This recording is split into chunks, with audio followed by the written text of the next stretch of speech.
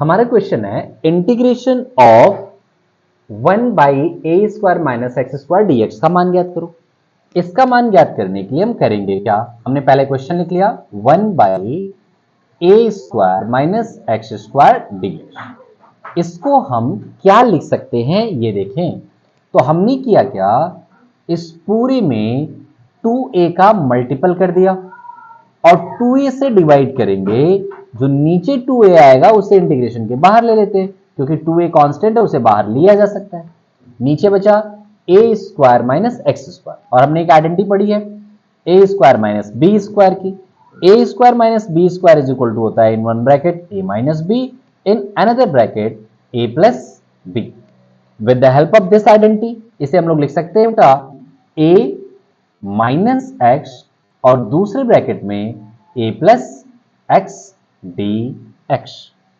अब देखो हम करेंगे क्या, ये जो न्यूमरेटर में 2a बचा है, जो न्यूमरेटर में 2a बचा है, उसे हम a - x और a + x के फॉर्म में चेंज करने की कोशिश करेंगे।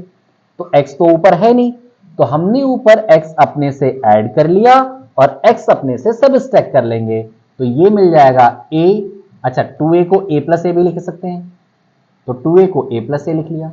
इसमें हमने x माइनस कर लिया और इसी में हमने x प्लस कर लिया बाई a - x और a + x dx।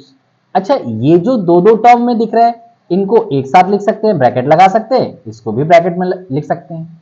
तो 1/2a इंटीग्रेशन ऑफ, अब ऊपर दो टर्म में दिख रहा है, एक a - x, एक a + x, तो दोनों के बटे अलग अलग इसको करेंगे। क्या, a - x by a - x into a + x, plus है तो प्लस लगाएंगे, a + x by a - x into a + x dx, ये ब्रैकेट के अंदर। जरा सा सॉल्व करें इसे, तो 1/2a इंटीग्रेशन, ये देखो आप a - x से डिवाइड हो जाएगा, तो यहां पे बचेगा 1/a + x, प्लस है तो plus a + x divide 1/a - x dx।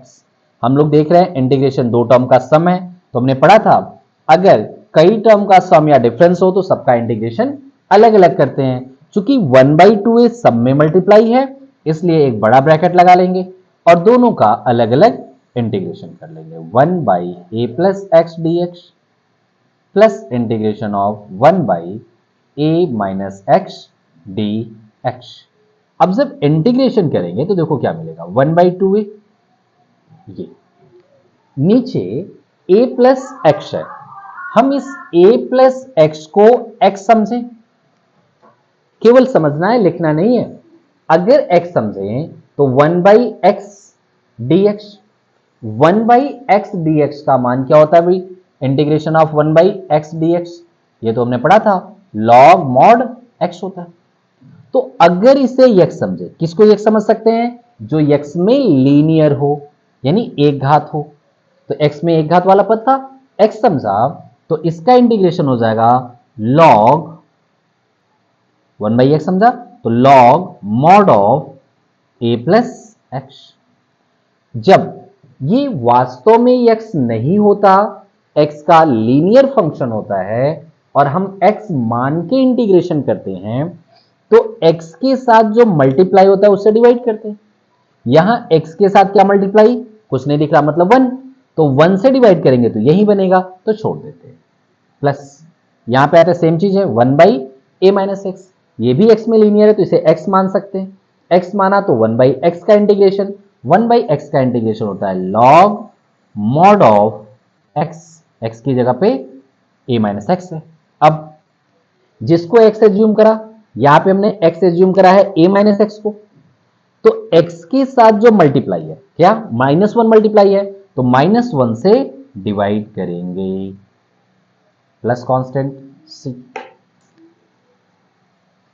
अब हमें क्या मिल जा रहा है यहां पे देखो, अब इधर तो जो टर्म था वो था ही 1/2a, ये मिला log mod of A plus x, यहां पे -1 से डिवाइड करेंगे तो ये वाला प्लस माइनस हो जाएगा, तो minus log mod of a minus x plus constant c, यहां पे मिला 1/2a log m minus log n, और हम लोग जानते हैं कि log m minus log n की जो वैल्यू होती है, या इसे लिख सकते हैं log m/n लिख सकते हैं।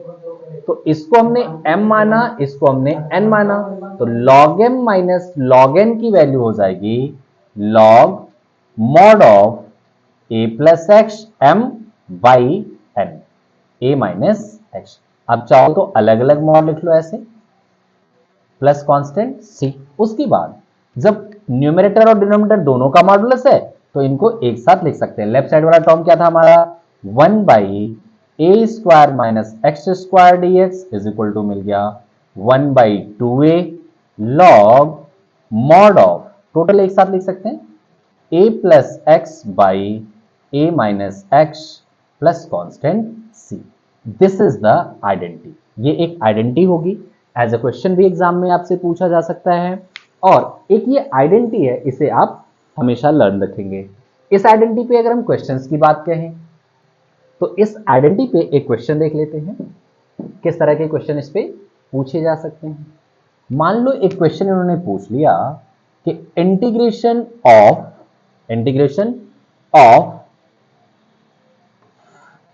9 minus 2 minus x whole square dx का मान ज्ञात कीजिए। Integration of 1/9 minus 2x minus x whole square dx का मान ज्ञात कीजिए। अब इसको मैं सॉल्व करता हूं, तो सबसे पहले तो यही लिख लेते हैं 1/9 माइनस 2 माइनस एक्स का होल स्क्वायर डीएक्स। अगर आप ध्यान से देखो तो ये फॉर्मेट यही वाला बन रहा है, ए का मतलब कोई कांस्टेंट वैल्यू माइनस वेरिएबल का स्क्वायर, तो ये वेरिएबल ही बन रहा है, वेरिएबल का स्क्वायर, ये कांस्टेंट 9 है, तो इसको हम लोग लिख सकते हैं 1/9 को लिख लेते हैं 3 स्क्वायर माइनस 2 माइनस एक्स का होल स्क्वायर डीएक्स। चूंकि ये x में लीनियर है, ये 2 माइनस एक्स एक्स में लीनियर है, तो इसे x समझ सकते हैं, तो 2 माइनस एक्स को हमने समझा x। जब 2 माइनस एक्स को हमने x समझा तो ये हमारा क्या बन रहा है टर्म था, 1/a² माइनस एक्स स्क्वायर। कब, जब 2a माइनस एक्स को हमने x समझा, तो 1/a² माइनस एक्स स्क्वायर का फॉर्म बना, और 1/a² माइनस एक्स स्क्वायर का जो इंटीग्रेशन होता है वो होता है 1/2a, a की जगह पे क्या लिखेंगे 3 log mod of a plus x, a की जगह पे 3 प्लस x की जगह पे 2 minus x by a minus x, a की जगह पे 3 माइनस 2 माइनस एक्स, x की जगह पे ये। अब हम लोग इंटीग्रेशन में जिसे x मानते, कोई लीनियर टर्म को x मानते, तो इंटीग्रेशन के बाद देखते हैं कि जिसको हमने x माना उसमें जो मल्टीप्लाई है उससे पूरे को डिवाइड करना होता है। तो अभी x के साथ क्या मल्टीप्लाई था, -1, तो -1 से हम डिवाइड कर देंगे, प्लस कांस्टेंट c। ये चीज बस ध्यान देना है कि इंटीग्रेशन करते समय जो टर्म लीनियर होगा उसे x मान सकते हैं, x मान के इंटीग्रेशन कर लेंगे, इंटीग्रेशन करने के बाद एक्चुअल में x के साथ जो मल्टीप्लाई होगा उससे डिवाइड कर देंगे। Then 1/6 log mod of 3 bracket हटाएंगे तो हो जाएगा 5 माइनस एक्स, और नीचे ब्रैकेट हटाएंगे तो हो जाएगा 1 माइनस एक्स। अच्छा ये माइनस है तो ये माइनस आ जाएगा बाहर, इतना plus constant C. It's your answer. Thank you for watching.